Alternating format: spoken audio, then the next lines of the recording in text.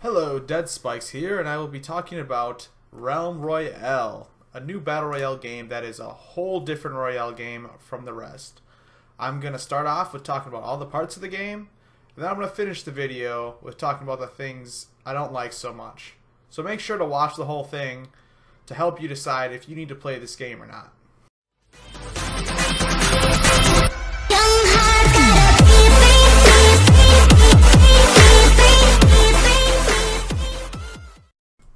Hello guys, I just want to start with saying I have really been enjoying making these videos over my montages lately.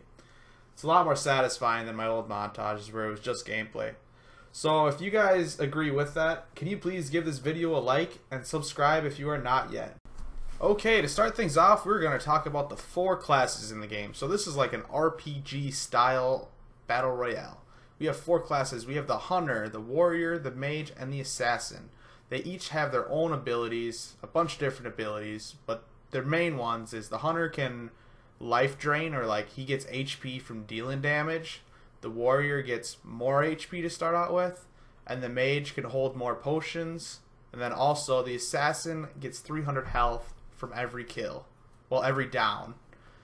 And then we'll talk about the Nugget system. So there's the Nugget system, where at the end of each game you get nuggets for how you performed. You get nuggets for how many kills you got or your placement. If you don't get kills or you don't place in like the top 5, you don't get nuggets for the game. Now nuggets are something you can use outside of the match to buy skins and stuff. So instead of spending like their crowns, which is like V-Bucks from Fortnite, you can save up all these nuggets to buy skins. It's a really cool system. Alright, next thing is the horses. This is a very new, intriguing way to move around in this game. Is the horse system. You can just click right on your D-pad on your controller and boom, you're on your horse and you can ride away and you're much faster. Now this is really good to like get to the storm, get away from fights, and a whole lot of things. It's very convenient. There's no cooldown for it. It takes about 1.5 seconds, I think, to get on your horse, and then you're out of there. Very nice. Another new aspect about this game is chickening people. So in the other games like Fortnite and Blackout, you shoot someone downed, you know, they're crawling around and trying to get away, and their teammate has to heal them or they will bleed out and die. Alright, in this game, you will be chickened, so you turn into a chicken and you try to jump away and get around, and if you survive for 20 seconds without getting killed by the person who downed you, you revive back up. Now this is a crazy aspect, so like if you can just get away from this person, you can get up. And when you're in squads, if you have 3 people down, you can get away and you can all come back to life if that one dude is just defending you. Now even if you ran into a scenario where all 4 of you are down, you can still do this. You don't automatically die like you do in the other battle royales. You have to go through your chicken phase no matter what. This means even in solos you chicken, which is crazy. You get 3 chickens every game. And then on top of this, if your teammates do get killed and they cannot revive because they didn't live long enough in the chicken form, you can go to the forges and revive your whole team. It's really crazy. Really interesting system. Next thing we'll talk about is the forges. So there's forges, like there's probably 12 around the map in all the major cities. Now you can disenchant weapons, which is pretty much just breaking them apart, and you get shards from them, and you can have up to 200 shards. Now you spend these shards at these forges. You also get these shards from killing players. You get 50 shards a player, so you get quite a bit. 4 kills and you already got max. Now at these forges you can craft weapons, you can craft abilities and runes, which I'll be talking about soon. And I think weapons cost 90, an ability costs 90, and a rune costs 60. You can buy potions and armor. Same as Fortnite and stuff. They're just healing items. You can hold up to 10 potions and 10 armor. And this is what you could buy with shards at the forges. But you can only buy each one once at each forge. So I can only craft a weapon once at this forge. Then I'll have to go to another forge to craft a weapon. But I can craft a weapon, an ability, a rune, a potion, a health potion. I can craft that all at one. But I can't craft it again. I'll have to go to another one to craft it. And these things that you can craft, so we'll go over the weapons first. There's bows, There's crossbows, staves, heirloom rifles, which is like a semi-auto rifle. There's venom pistols, which deal like poison damage, where if you're walking away, you still take damage. There's shotguns, there's snipers, there's throwing axes and hammers.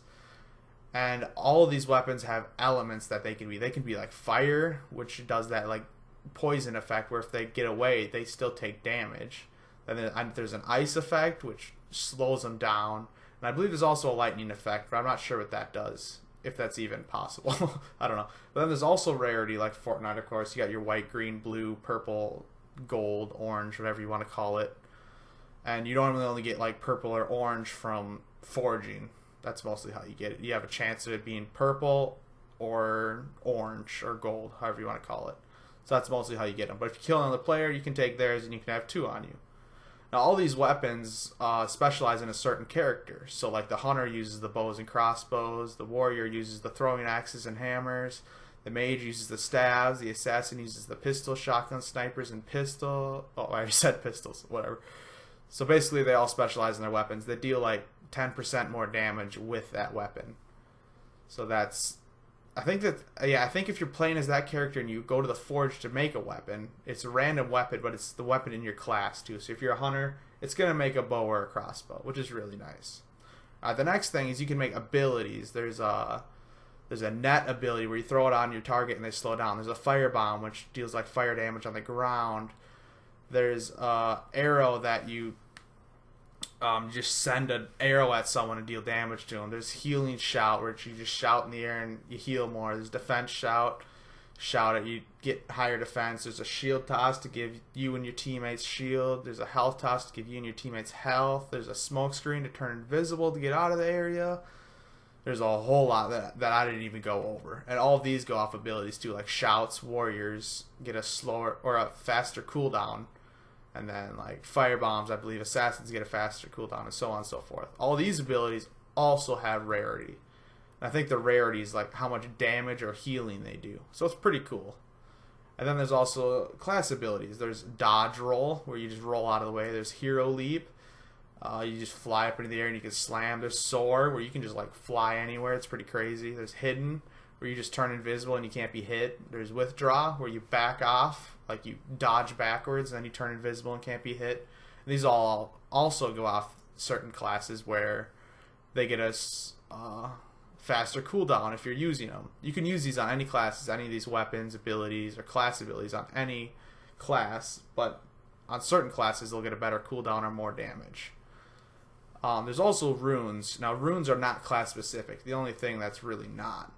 There's runes like chicken speed, health, and time. So you can be faster with your chicken, you have more health, and then you only have to live for 10 seconds instead of 20. It's pretty crazy if you have like 2 out of the 3. You can normally live, even in like solos.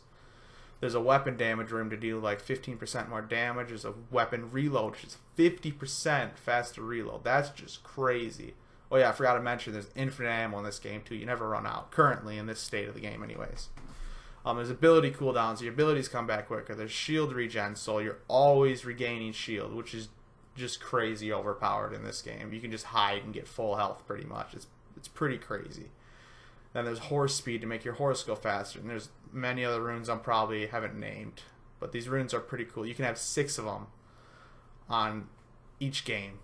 Now, the only thing is that you can't change them out. So after you get your 6th one, you can't put another one on. So that kind of sucks. But you can have 6, so that's a lot. With class abilities, you only get 1. With all the fire bombs and such abilities, you only get 1. You get 1 class ability and 1 normal ability. You get 2 weapons. And that's your whole class. You got 6 runes, class ability, and 2 weapons. And when you start the game, you're going to land and look for chests. And you're going to open these chests and you're going to find white weapons and crappy runes, crappy abilities you don't want. And you're just going to disenchant them to get shards and keep getting you get probably 2 shards for a white, 4 for a green, and so on and so forth. So you're saving up these shards until you can craft a weapon, basically. Or kill someone, get more shards, and then craft a weapon. That's how the game starts. Now, supply drops are pretty crazy. They have them in this game, of course.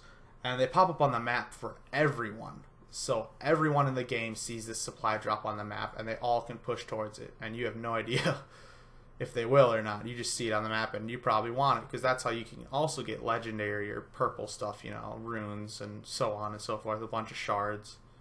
It's very nice. There's also these things called like loot goblins, I believe. They pop up randomly, and you shoot them to kill them, and they'll drop shards along the way, and you have to track them down to kill them because they'll keep running away while you're hitting them.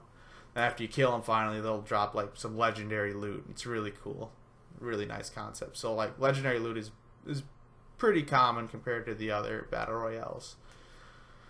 Alright, and now we're getting to the end of the video, so I'm going to talk about the things I don't like so far. So right now, if you chicken someone and someone else finishes them, they get the kill. So you don't get the nugget no more, they do, because they finished them off. Now that really sucks.